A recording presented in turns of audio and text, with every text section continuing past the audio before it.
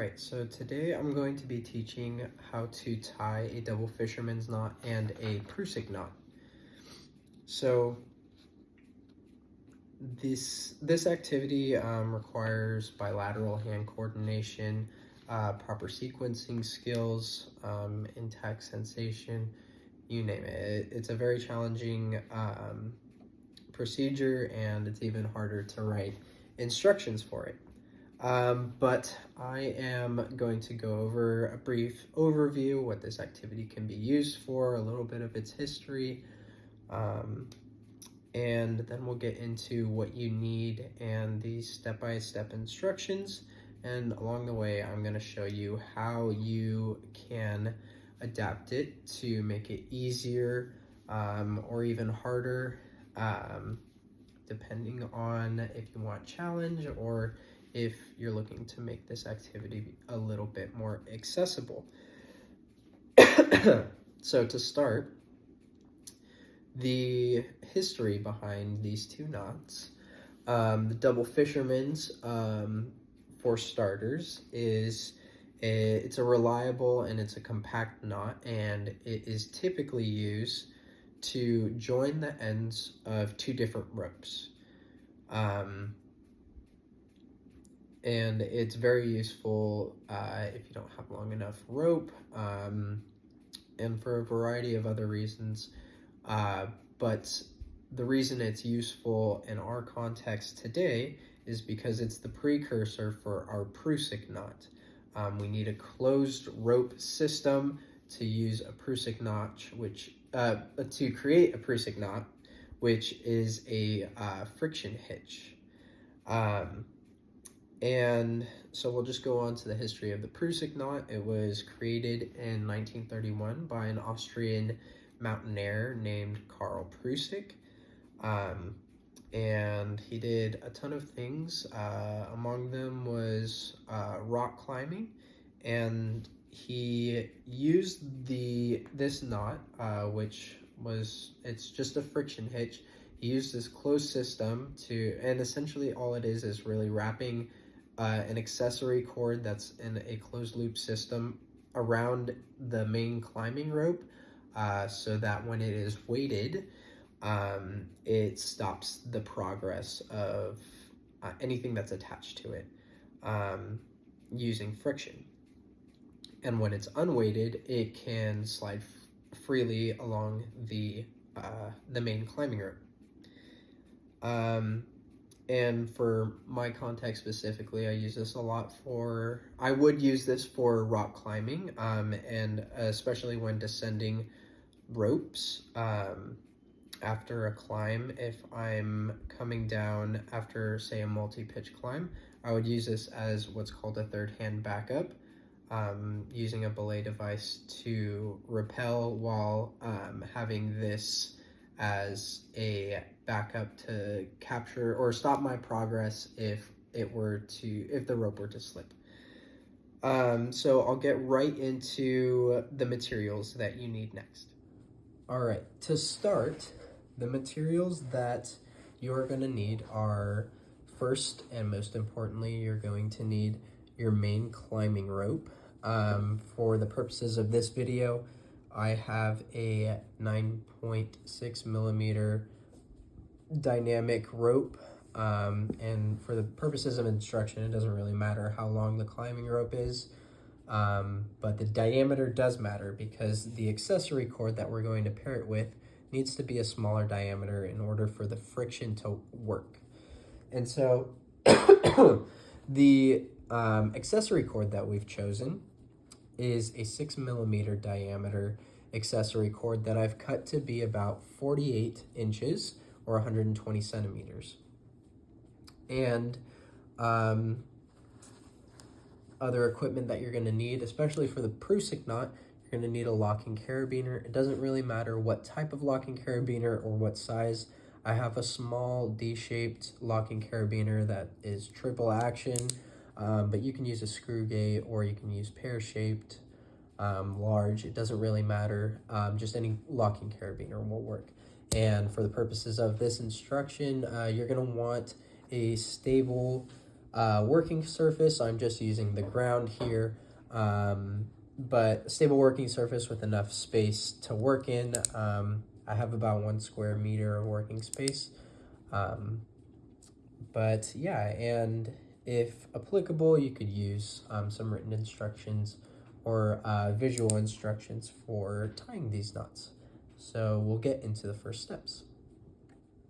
The first step in this activity is the most important and where the most confusion can start. So the way that I like to set up our double fisherman's knot, which is our first knot that we're going to make in this activity, is sort of make it like a nice big circle. I'm going to make this larger for you. Nice big circle. This is step 1. We're just going to form an open circle with our accessory cord, bringing both of these ends close together at the bottom without crossing. This is step 1. Step 2, we're going to position the right working end above the left working end and have these 2 strands overlap about 12 inches. And this ensures they have enough to work with to make the 2 knots that we're going to make for the double fisherman's knot. And we want to make sure that there's no crossing, no anything like that. This is the position that we want to start in.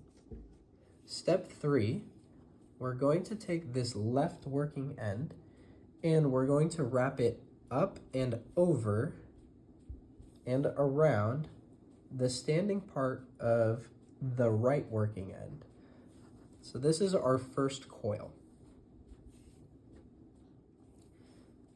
The next step, we're going to continue working with this left working end and we're going to wrap it another time so that we have 2 coils. But this next coil, the second coil that we're going to make, we're going to move left and we're going to cross the first coil that we made. And so again, we're going up, over, and around like this. And we're doing that so that the 2 coils cross and make this X shape. Next, we're going to take the end of our left working end and thread it back through both of these loops that we just made. So I don't know if you can see this little guy we have poking on, that's the end of our left working end. We're going to pull it through, working left to right and bottom to top, so in this diagonal motion, to pull it through both of the coils that we just made. So I've just made these coils nice and tall, and then I'm going to pull this guy through here, going left to right, and then bottom to top.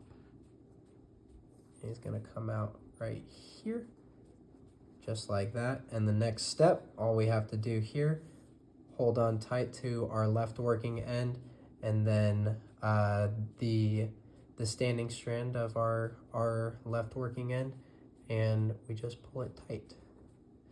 And this is our first knot of the double fisherman's knot.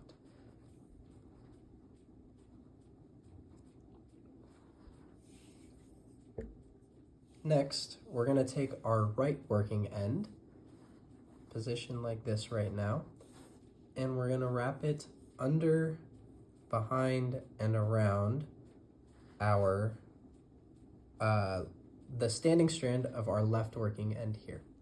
So this is what our first coil should look like, the first of our 2 coils. Next, just like with the other side, we're going to make our second coil, making sure that we're moving right while we're wrapping it. We're going under, behind, and around so that our 2 coils that we just made cross each other. You can see the cross here. Next, we're going to thread our right working end back through both of these loops that we just made, working right to left and top to bottom. So we're going in this diagonal motion. So we're gonna make these coils nice and loose here, and we're threading through these holes. So we go just like that.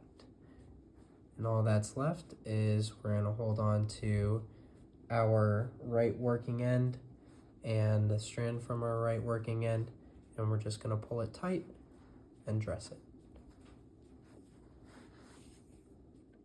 Now all that's left to finish our double fisherman's knot is we're gonna pull these two knots close to each other by grabbing these strands here and pulling outwards. And the double fisherman's knot has been completed, and all that's left is to start working on our Prusik knot. So to start our Prusik knot, we're going to take our main climbing rope, position it in a straight line like this, and then we're going to position the closed loop, which is our double fisherman's knot, behind the main climbing rope with the knots of the closed loop on the right side of the main climbing rope. Next, we're going to bring the knot side of the loop up and over the top of the climbing rope to the left side.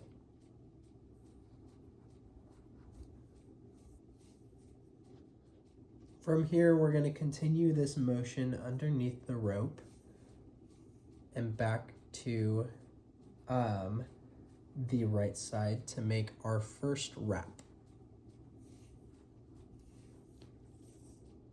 And we're going to continue this motion 2 more times so that we make 3 parallel wraps around the main climbing rope.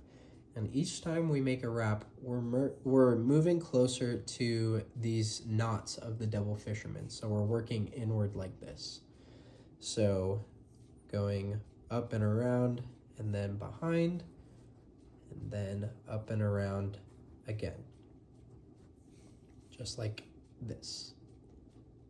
After this is done, we're going to thread the knot side of this loop under the crossing strand on the left side of the climbing rope, just like this. This next step is important. It's what's called dressing our knots. So right now we have a lot of crosses. What we want to do is make sure that we have no crossing and that everything is pulled tight. So there shouldn't be any of these coils crossing on the main climbing rope. And the next step is that we're going to pull this hitch tight by pushing all of the coils together, just like this. And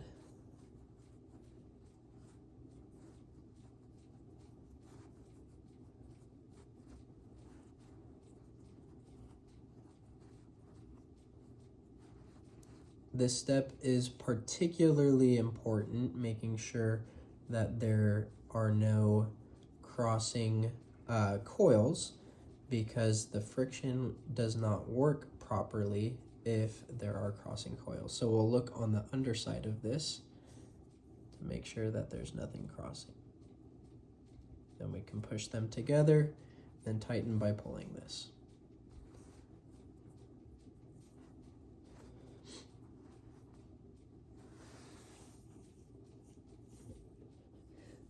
The next step is where our carabiner comes in. We're gonna clip this locking carabiner to the bottom of the Prusik loop. And for the sake of this instruction, since we're just learning how to tie it, we're gonna leave it there. But in an actual scenario, you would attach this to your climbing harness as well. But we'll leave it at that. We attach this to the bottom, and now we can finally test our Prusik knot.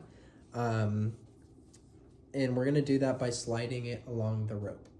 And without any weight, it should move freely, just like this. But when we provide tension to it, like this, it gets stuck. And this means that the friction is working adequately and we've tied the knot correctly. Next, we're going to move into some adaptations, sequencing options that we have, and ways to make it easier or harder. So the first thing that I'd like to talk about with the different ways that you can grade this activity is how you can grade it up. And especially since in our teaching activity, we're going to be working with people who by and large don't really have coordination deficits, no strength, and fine motor skill deficits or sequencing deficits. We're going to look at grading the activity up. And one of the ways that you can do that is by increasing the speed in which you participate in that. So as a way to show you how the entire process works and just trying to tie it as fast as I can, I'm going to show you what that looks like, and also explain along the way some ways that you can adapt the activity or grade it down. So starting off, we're making our double fisherman's knot, and the nice part about this beginning part, since it's our precursor knot, if you want to adapt this activity, you can remove the having to do this knot, because places like REI sell double fisherman's knots. They're commercially sold as what is called like an auto block, which it's basically just a double fisherman's knot that's tied and it's sewn together with rubber covering these two knots here, like this. And the reason that they do it is, some people don't feel comfortable tying this knot and then taking it up and having it be responsible for loading or for being on like loading your own weight on it as you're descending. So they want something that's commercially approved, and you don't have to worry about these knots coming undone because they're sewn and covered.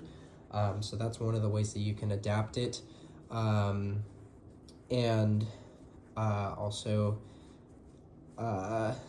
it's it's just a nice convenience for climbers to have in general. But yeah, so one of the ways, and what I'm demonstrating right now, that you can grade up is just by having your participants do this knot as fast as they can. You can also have them do it blindfolded. I won't be doing that right now because I don't think I know how to tie it well enough with my eyes open, so I think it'd be a little harder. But this is one of the ways to make it harder.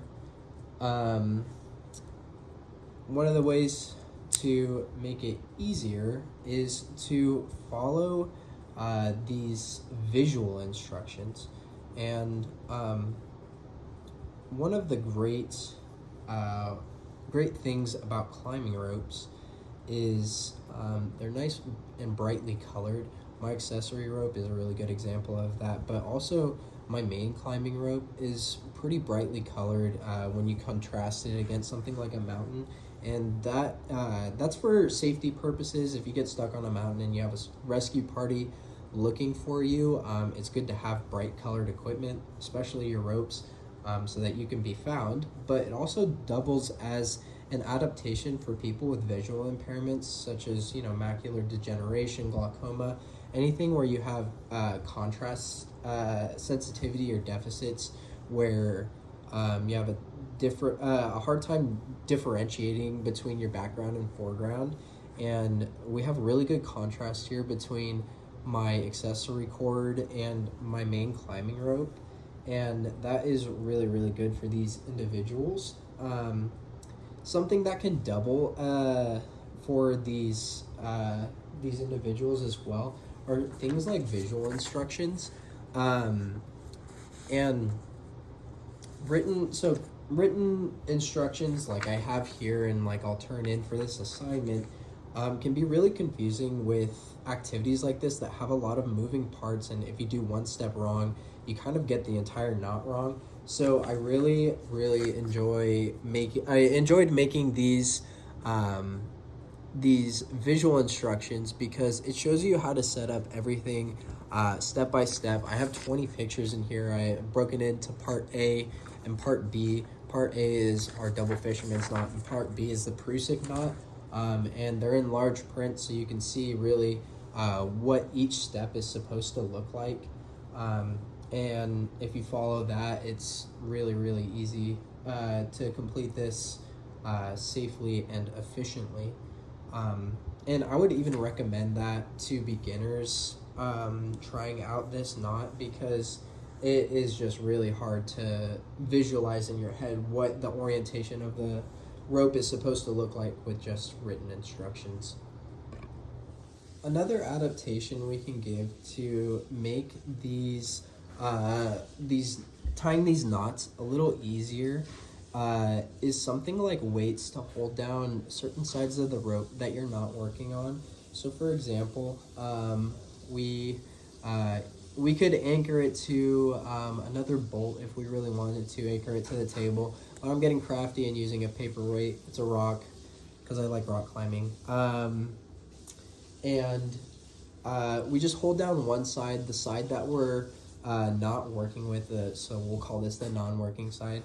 And we'll hold down that side so we don't have to worry about manipulating it as we go through. You can hold it down on both sides is here. So we could put down another paperweight here, and we can sort of move on to our next steps going there, so we don't have to worry about manipulating our non-working strands. So I'll show you a little bit what that looks like. So we go up and around, and then we go up and around, crossing again, and then we thread it through, working left to right, bottom to top. So this is what that looks like. And then we pull it tight. Here, we don't have to worry at all about this non-working strand. And then we'll pull it here. And then we'll do the same thing right here. This is already held in place by this knot. So we'll do it again on this side. So we'll go under, behind, and around. Cross it, under, behind, and around. I need a little bit more to work with here, but under, behind, and around, cross it, under, behind, and around, and then we'll thread it through, going right to left, top to bottom.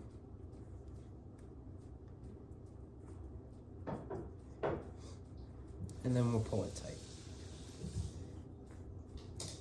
So simple adaptations like that, where you're using weights to hold onto your strands that you're not working with, makes it that much easier to manipulate the rope and not have to worry about so many moving parts. And that's just for the hard part for our double fisherman's knot. You can do the same thing with the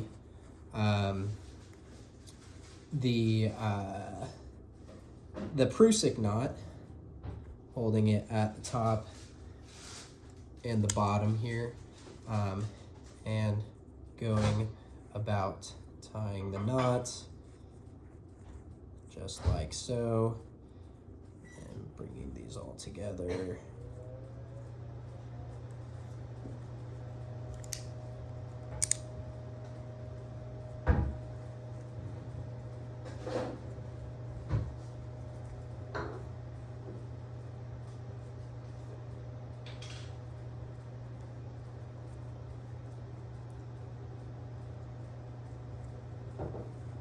Just like that. So you don't have to worry about manipulating any of the rope, just like that. That's a great way to adapt the requirements. There's also certain clamps that you can use that I don't really have, so you can sort of just MacGyver it with these paperweights. The next way I would like to talk about grading this activity, in order to grade it down or to make it easier, adapt it, is by making, especially for individuals who have coordination, fine motor skills, or decreased upper extremity strength or endurance is by using a thicker rope. When you use a thicker rope, which also tends to be heavier, it makes it easier for these pieces to be manipulated and just to have a nice grip onto them. So I'm going to demonstrate this with my main climbing rope. I'll be able to demonstrate the double fisherman's knot, but I won't really be able to demonstrate the Prusik knot because I don't have a thicker rope with this. And like I talked about before, the diameter of my main climbing rope would need to be thicker.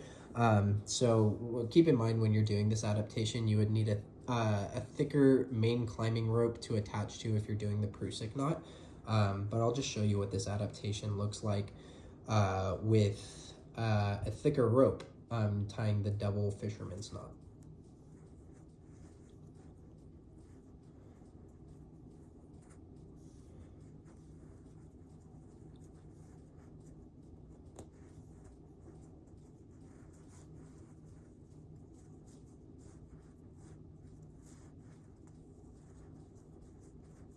All right, have our first knot tied, then we'll go into our second knot.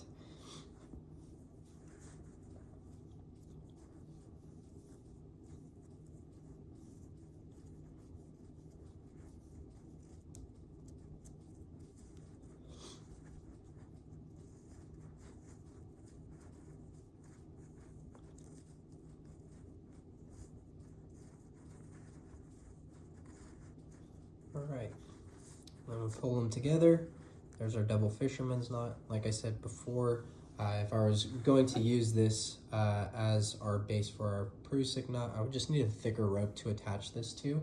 But this is really just great because it's easier to grab onto and it's heavier, really, really easy to manipulate.